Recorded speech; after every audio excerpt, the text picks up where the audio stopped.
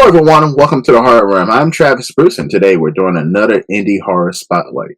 Today, I have with us, he's the director. He has a movie that's streaming on Tubi and Plex right now, and it's called Hunting for the HAG. I have with us Paul A. Brooks. Paul, welcome to the Horror Room. Thank you, Travis. I appreciate you having me on. It's a pleasure. So tell us a little bit about Hunting for the HAG.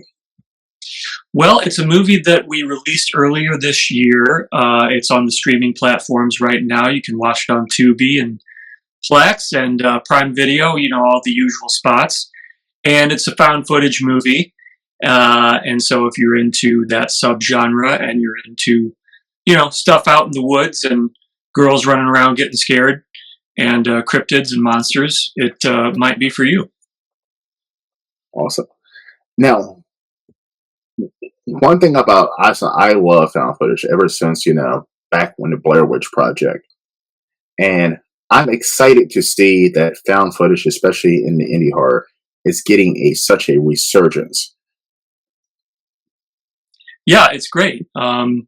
We've been lucky to have a lot of positive feedback on the movie, and there is sort of I just feel like found footage keeps getting bigger and bigger in general. I know that you're a big fan, and there's so much coming out lately. We did a festival earlier this year in San Francisco called the Unnamed Footage Festival, which is all found footage, faux documentary, in-camera stuff. And it was really great being part of that and sort of, getting a chance to discover some other filmmakers' work, meet other filmmakers, and kind of, just connect with people who are into the same sort of thing that you're in. So it's been interesting over the last couple of years, making the movie and getting in touch with other people who do this sort of thing. Anytime that you meet somebody like that, it's always, you hit it off because you know that you're in the same sort of weird stuff. Now, what are some struggles as a filmmaker when it comes to making a found footage? Because we've seen where found footage films go well, like the Blair Witch Project, but we've also seen instances where it goes wrong. So, What are some struggles? And I was definitely not sure which way ours was going to go when we were making it because it was a lot. One of the biggest struggles that we had was not giving ourselves enough time. So that's something I always like to mention when I'm talking with other filmmakers, is just making sure that if you think something is going to, if a particular scene is going to take 10 minutes to shoot, give yourself 30 minutes or 45 minutes to shoot that particular scene, because it's just always going to take longer. And we kind of thought, well, it's found footage. We should be able to really bang out a lot of this in a kind of more easy manner than you would with a traditional narrative movie. But we found that it actually, you have to plan more in some cases to make sure that it's coming across as realistic as you want it to, and that you're sort of making sure that it's as believable as you possibly can. So that was one of the biggest issues that we had shooting the movie, just not giving ourselves enough time. And then the other thing was, here in central Illinois in the summertime, the weather can be pretty unpredictable. And we had plenty of days where we had some thunderstorms that were disrupting some of the scenes, and we had to rearrange a lot of that sort of thing. So, movie making is always an adventure, and you just do the best you can to roll with the punches and try not to get too upset about it, because there's always going to be something that comes up, and you just gotta, figure out a way to deal with it and move on. And one of the beauties about found footage is, you're leaving a lot to the audience imagination. And that's one of the things I love about when found footage is done correct. But that also must be challenging because, you kind of have to, assuming as a filmmaker, to be thinking like, will the audience get this? Will the audience feel this fear? Will they feel this passion? Yeah. Is that something that you've ran into? Yeah, we tried to pay close attention to that when we were writing the film, and really the entire process, all the way through editing the movie, making the right choices in terms of what particular shot felt the most realistic, making sure that there weren't any. I'm not a big fan of, like, characters just not making sense in movies. You got to make sure that what your characters are doing makes sense to the audience that is watching it. I think that we did a pretty good job on that because we typically get pretty positive feedback in terms of everything, all the decisions and everything, feeling like our characters were making the right choices. But it is definitely something that you got to think about as you're going into it. Right now, there's a boom when it comes to indie horror in general. I mean, with streaming services like Plex and Tubi. But what are some things as a filmmaker that you could give a suggestion to new filmmakers when it comes to standing out? How do you get your film to stand out? That's a great question. I think the biggest thing, and I talk about this a lot with some of my other fellow filmmaker friends, is making sure that you have a really descriptive title. There's so many movies on Tubi, like you said, that people could be clicking on. What is something that is going to make your movie stand out? And if you have a title that's evocative, something that's interesting, even if it's something that's really long, I think oftentimes can help. Something that is going to grab people's attention and make them click on it and take a chance on it in a sea of a bunch of other indie horror flicks out there. And then to go along with that, obviously you want to make sure that you have some really good poster art. If you need to pay a professional to do it, I think you should spend the money on that type of thing to make sure that you have a really interesting, professional-looking image for your primary, poster, and then a good title to go along with it. Hunting for the HAG, you know exactly what you're getting yourself into. There's not a whole lot of ambiguity there. So make sure that people understand what they're looking at as soon as they're looking at it. And I totally agree with you. I mean, someone who is, an audience, I go on Tubi a lot. I do a lot of Tubi Tuesday movie reviews. Mm-hmm. And the two things that catch me are the movie poster and the name. I mean, that even goes back to the old VHS days where I would go into the video store. Yep. That cover and that name would be the first thing that would cause me to pick up the box and at least look at the description. Yeah, I was actually talking to another filmmaker several years back about this issue, and he said that he had sold a movie to Walmart based on the strength of the cover art.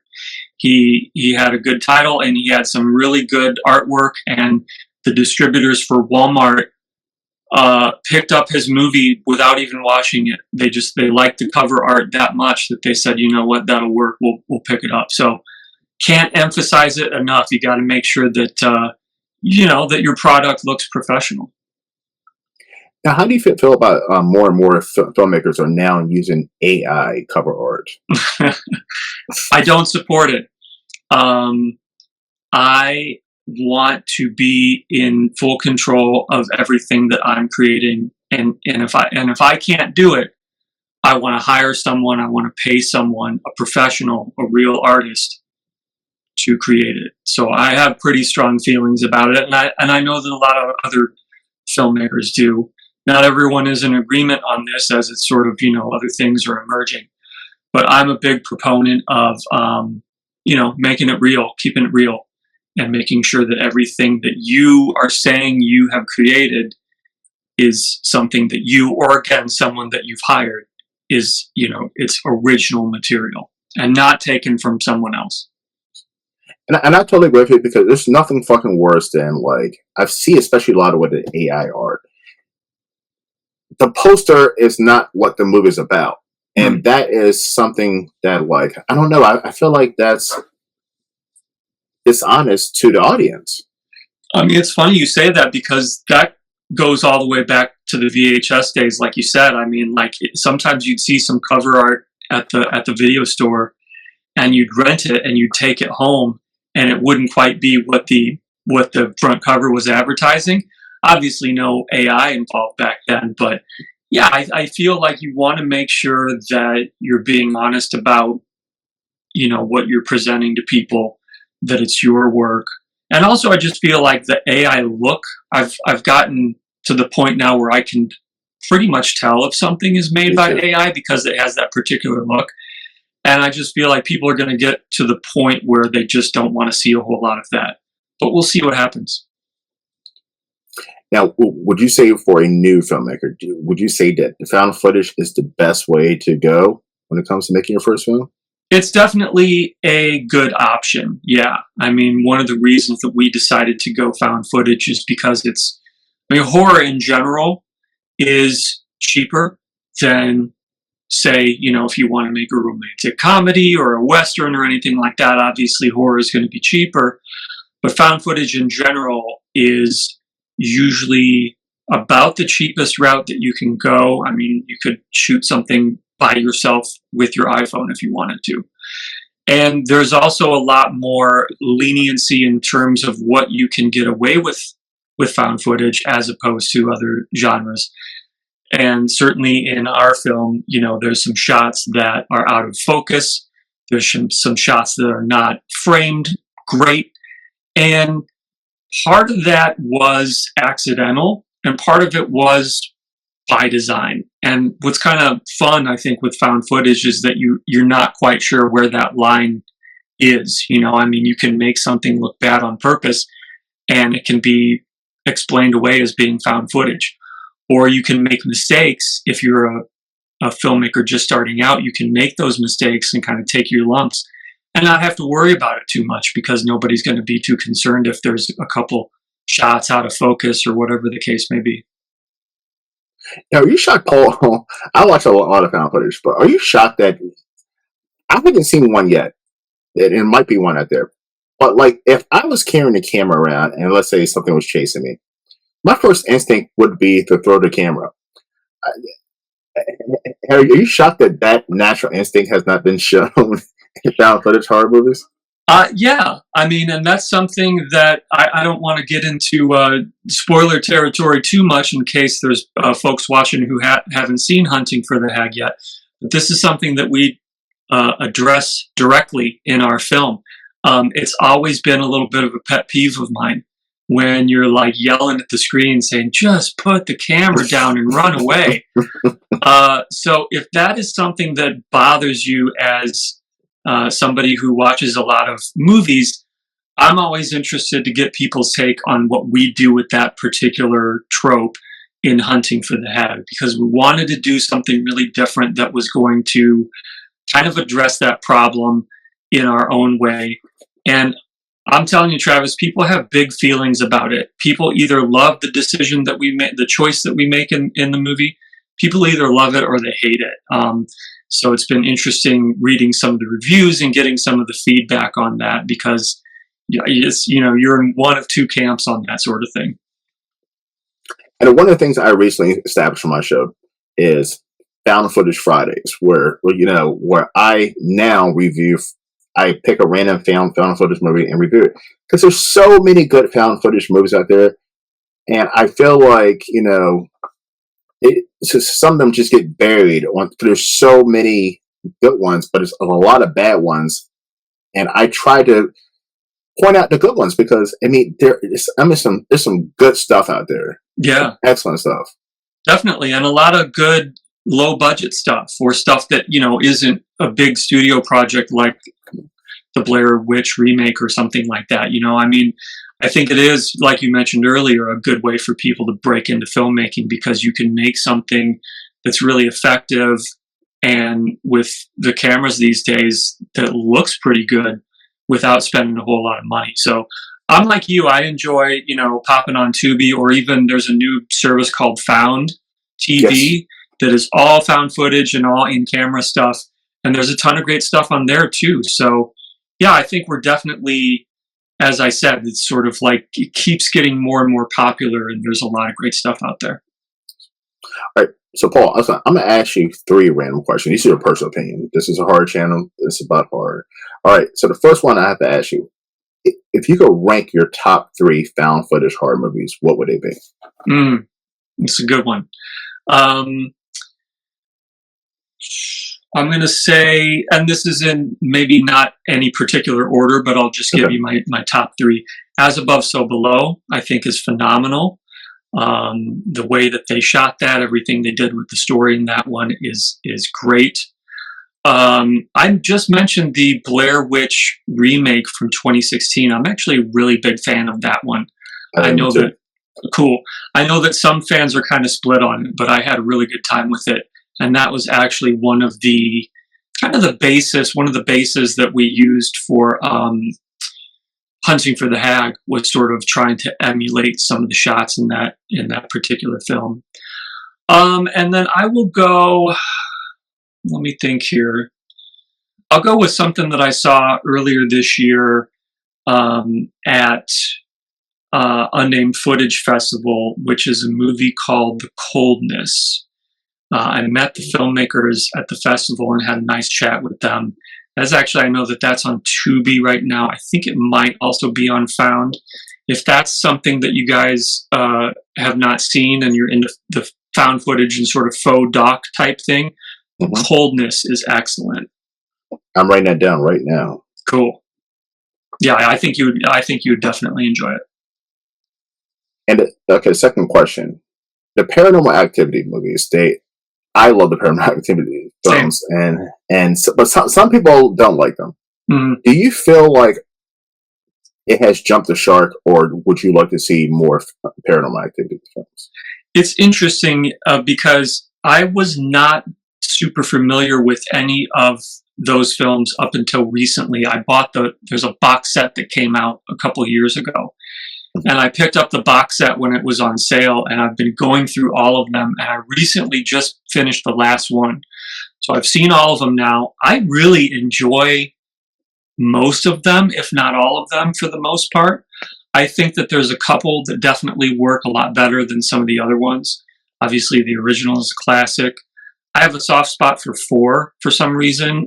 Catherine Newton is in it, and I thought that one was really fun, even though that's not most people's favorites. And then I will say that I thought the last one got a little bit muddy. There's some interesting things that they were doing with it, but they play with the in-camera and out-of-camera thing it's a little strange. So I enjoy all of them for different reasons. I wouldn't say that any of them necessarily have jumped the shark. But definitely some work better than others. I am a firm believer. Listen, they can pump out some more. That's one series that can pump out some more, because I love the story of the Toby and this cult and these witches, and I want to see where that goes. I hope they can start tying in the loose ends a little bit. Yeah, I was a little bit surprised when I started going through. I'd seen the original in the theater. I remember watching the original in the theater and actually being really scared. Yeah. Not looking at the screen for part of it and all that. And then as I've been going through all of them, I was surprised to see that most of them are connected in some way, even if it's sort of like Katie is in a couple of them for only a couple of minutes, but they're all kind of connected in some way, which I thought was cool. And I agree with you. I think that they probably could do more. And I think the last one was on Paramount Plus, so somebody should tell Paramount Plus to make a couple more. I agree. Final question, and this one might get you some shit. Good. What is a found footage movie that everybody says that they love, but you're like, I don't necessarily enjoy this one? Oh, that's a good one. The first thing that comes to mind is the original Blair Witch Project, which I am not saying that I don't enjoy it, but if you sat me down and said, Paul, you have the chance to watch the first Blair Witch, I'm going to get a lot of shit for this. Yeah, sure. The second Blair Witch or the third Blair Witch, I'm probably taking part 2 or part 3 over part 1. It's just a lot of, I have a little bit of trouble with the shaky cam after a certain point. It's like, okay, oh my God. And I know that other people have trouble with that too. So I know that I'm not alone in this. So hopefully nobody comes after me in the comments. Well, listen, I'm going to agree with you. Listen, I love the first one, right? The second one, I'll never watch again. So I've actually given the second one like numerous tries. Am I missing something? Not a fan of it. But the third one is so damn good and it's so underrated. And I saw that one in the theaters as well. And yes, I mean the third one is great. If I had to, somebody said, Travis, watch one right now. I own all three. I definitely picking the third one to watch, rewatch. I will say it's been several years since I've seen the first film, and I wonder if I went back to it, if I would feel a little bit. Sometimes you revisit something and you just maybe you weren't in the right mood the previous time, and it just strikes you differently. So I've been thinking about picking up that new. There's like a deluxe release that just came out from Second Sight Films, where they restored the original Blair Witch Project and got it in the right aspect ratio and everything. And I've been thinking about giving that a go just to see if it's sort of changed my mind at all. But like, no hate on the original Blair Witch; it's just not my favorite. Listen, and there's nothing wrong with that. But part two, I've heard a lot of people. Part two is most people's favorite, and I'm like, really? I'm like, I'm really into meta cinema. I'm really into the idea of taking things in a really different direction and having the first film exists within the world of the second film. I love that concept and what they do with it. There's another show that came out on HBO a couple of years ago called Irma Vep, and I never shut up about it because it's this series that is about making a movie, which is a movie called The Vampires from 1915. And there's all these layers to it. And I just have a lot of fun with that sort of thing. So the second Blair Witch movie, and I think a lot of other people like it for the same reason, sort of just playing with the meta component of everything. I agree, but I've just never been a fan, and I was excited. I was excited for the second one too, and it just went somewhere completely different. A lot of people were expecting kind of a sequel to the first one, obviously, and that's totally not what they did. And I understand why people were probably not happy with it. So, Paul, where can everyone find you, my friend? If you want to follow our film company, the name of our movie company is Into the Night Motion Pictures. It's the company that put out Hunting for the HAG. We have a new ghost hunting show coming out soon called Ghost Girls. Working on the next movie right now. So you can kind of follow everything that we're doing on, if you just search for us on Instagram, it's Into the Night Motion Pictures. We're on Facebook as well. And that's kind of the best way to keep up with everything we got going on. Well, listen, everyone, get your asses over to Tubi and Plex and check out Hunting for the HAG. And also look out on my channel. I'm going to be doing a found footage Friday review of Hunting for the HAG in the next week or so. Paul, listen, it's been a blast having you on, man. Thank you, Travis. I really appreciate it. I love that you're doing this for indie horror. I watch a lot of your other videos, so really appreciate everything that you're doing for the indie artists out there. I appreciate it, bro. Listen, I'm gonna keep on doing it, and this year, 2025, man, is gonna be bigger and better. Nice. All right, everyone. Listen, thank you for coming to the Horror Room. I'm Travis Bruce. And that's Paul Brooks. We'll see you next time. Take care.